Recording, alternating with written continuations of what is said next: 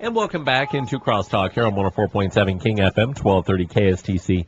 I'm Ben Blecha on this Monday morning edition of Crosstalk. We continue to put together our mini-series, I guess, if you will, on economic development and small business development, especially out here in rural Colorado. We're joined by Laurie Jones from the Small Business Development Center here in Sterling. Laurie, thank you for coming in and joining us. You're welcome. Good morning. Good morning. We've talked a lot with you over this new year about funding your business, about being able to set your price points right, about making sure that you are able to fund yourself. A couple weeks back, we talked about different ways you can access financing.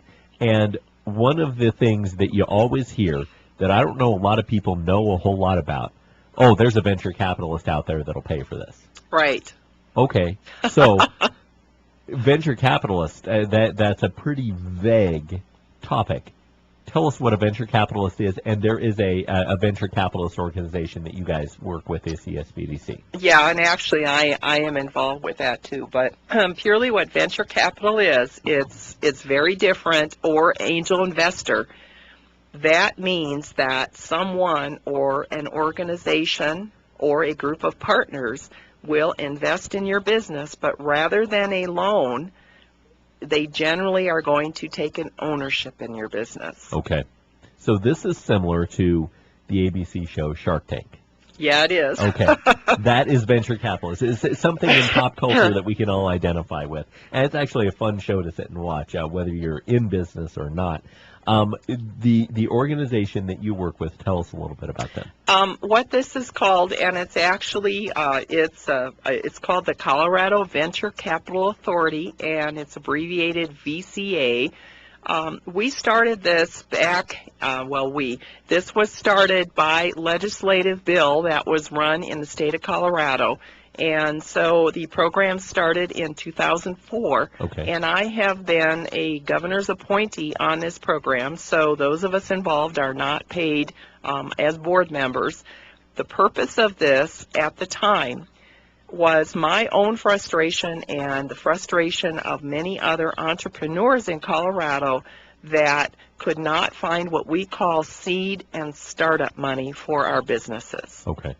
And that is so very important, because that is one thing that so many entrepreneurs struggle with. We talked about it a few weeks back. So many people are afraid or unable to start their business because they look at it and go, I can't come up with that kind of money. That's right. And that's what the VCA is there to help with. And again, and what the VCA is, and again, the Venture Capital Authority, but what it really is, it's not money for any small business. There is very specific criteria for this. So the legislation was created, again, to assist entrepreneurs and those with inventions that are truly unique. But the idea was not just to get money out into Colorado, but get money out to rural Colorado. Mm-hmm.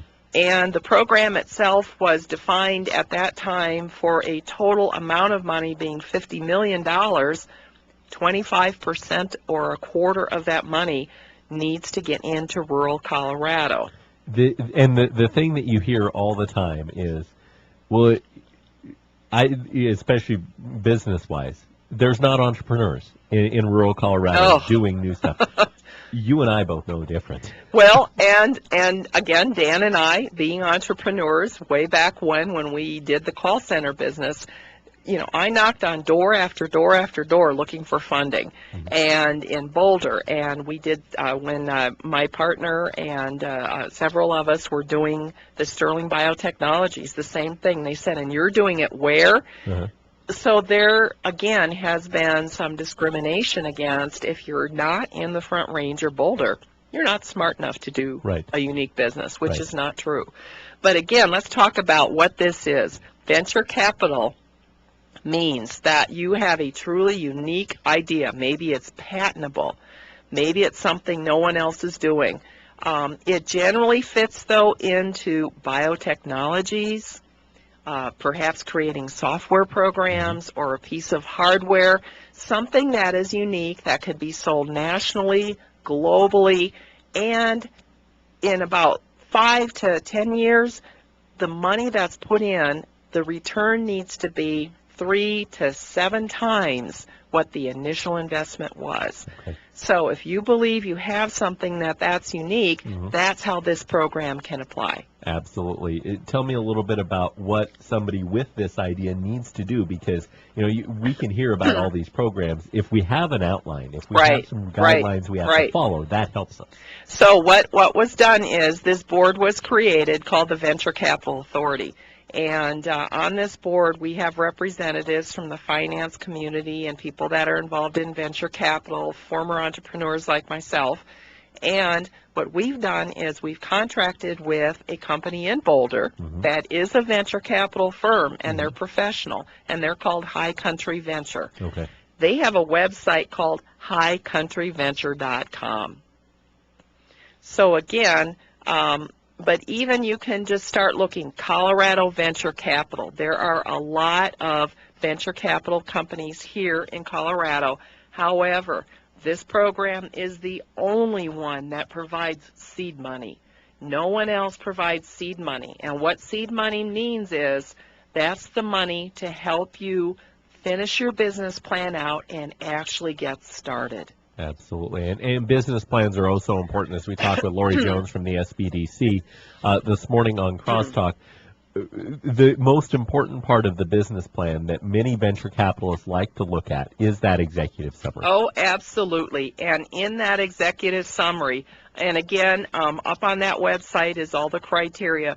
But venture capitalists look at three main things when they want to invest in your business or your technology. And the first one is this technology, is it defensible? Is the concept something that nobody else is doing out there?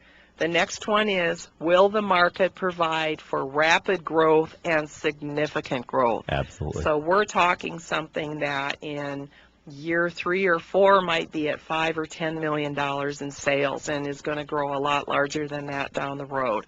But most importantly, are the people involved? Are they passionate? Are they knowledgeable? And do they have the vision? And do they have the energy? And over and over again, Ben, it's do they have the skin in the game? Are they willing to do whatever it takes to make this thing successful? And that is the most important thing that is many venture capitalists are looking for. Right. Being able to make it successful. Right. They don't just want to throw some money into something. You don't want to throw some money into something that you don't know that you know isn't going to succeed. And this is not easy to be qualified for this, but what is pretty great is there are several companies that are being funded that are in rural parts of our state. And, the ideas that they have are truly unique. But what I was going to say is, again, it comes back to a lot of people sometimes say, hey, I have this great idea and nobody else does it. So if you do your homework and it's really an idea that nobody else is doing, there are ways to protect it. So when you meet with venture capitalists, again, it's not like they're going to take your idea. They don't want to take your idea and do your business. They want to put their money and their skill set into helping you do your business well. So at this seed stage, you can actually meet with people like the High Country Venture people like myself, or other angel investors, and kick these business ideas around, and then you can start saying, is this really going to be something that is unique and worthy of venture capital investment? Absolutely, and you've got to be able to, when you're putting new ideas together, control growth. Right. And that's the other thing we want to talk about this morning on Crosstalk is being able to control your growth. And this isn't just new ideas as well, but this is businesses that currently exist. This isn't just entrepreneurs. This is small businesses that are looking to grow. Growth is so difficult. Let me tell you a little story about Big Time Small Town Media again. I like to be able to share these because I think I go through these for a reason to help people.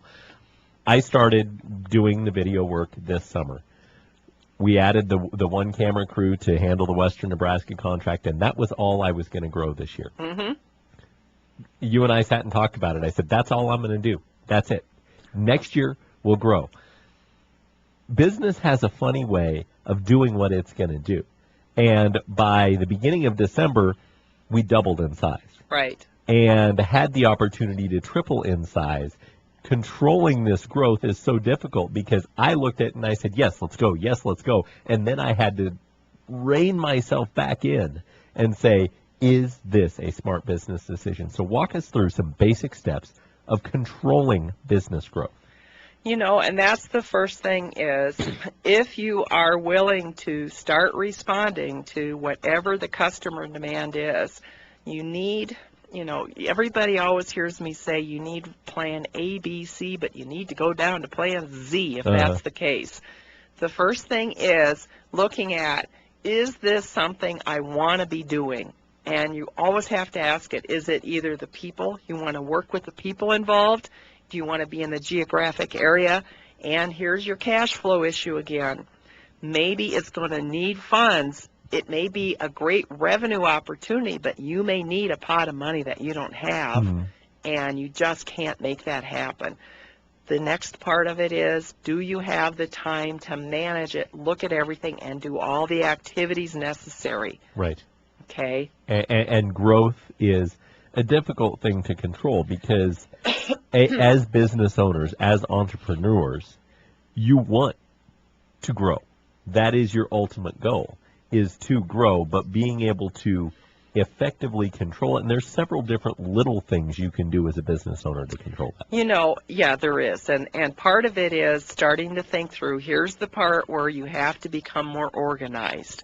You also need to be controlling a little bit about what happens and writing things down and having some policies and having some standards and having some guidelines. Yes. Okay? And that will help control your growth. Yes, it will. It will. On the other hand, what I was going to say is, though, again, when things get out of control, it is just as easy to be so thrilled by all the money coming in the door, but then you forget about all the other customers, all the other clients, and you're only dealing with the new business, and you cannot let that happen. Absolutely. You cannot let that happen because ultimately your past got you where you are. That's correct. And you have to make sure that you still handle everybody that has gotten you there because they are your loyal customers. That's right. And they are the ones that are going to continue helping you grow and continue letting you do what you do. But again, it's everything. You were talking about price earlier, too. It's everything from, are the prices set properly? Who's handling the money? That is another important thing. Sometimes you're growing so fast, you're not keeping track of your financial information. Right. And you either miss it, forget it, something goes wrong, it's inaccurate, and it literally starts spinning out of control. Yes, and you have to keep your business in control. That's if you're right. going to succeed in this new year, if you're going to succeed for years to come, you as the business owner ultimately have to have control of your business. Micromanaging, you don't have to do that. But controlling your business is very different than micromanaging. You need to have that. Well, and this is horrible to say, but for those of you that are, great doing CPAs and end-of-the-year bookkeeping, this does not mean throwing your receipts and throwing cash in boxes and then handing it to somebody else and saying, here, figure it out for me. Yes, it is keeping your books in order. I walked in with everything in order, and it took 15 minutes. Yeah. That is thanks to my wife, because I would be one of those with a shoebox of maybe receipts. Most of the time, they're crumpled up on the floor of my car. Right. And business growth, business success is very important. There's plenty of sources for entrepreneurs, like we talked about with the Venture Capitalist Association. There is also plenty of sources that you have that we've talked about earlier on Crosstalk that can help finance businesses. And now that we're to that point in 2012 where people are looking at their books, January is always a rough month. Yes. If you need to look into that, they can contact you and make sure that they're doing it the right way and not getting into something that you're not going to be able to handle as a business owner. Yeah, and again, I'm so open to, no matter what your situation is, even if I can't personally give you the direct answer, I work with wonderful people throughout the small business development networks in Colorado. We will find someone that is able to assist you. It is free. It is also confidential. Yes, that's very important. I know it's hard in small communities when people think that everybody knows everybody's business, but they don't. And as a matter of fact, starting out the new year, I had to sign my confidentiality agreement back again with the Small Business Development Networks. Now, what we say is sometimes our clients say, hey, it's okay to talk about, like you do. I'm working with these guys. But that is up to our clients. And again, even though we may do as much as we can to work with somebody else, the very nature of what you do is yours, and it's your business, and we need to protect that. Absolutely. How can they get in touch with you to utilize any of your services? Because we touch on little bits and pieces. We could literally talk for weeks on end and not even scratch the surface.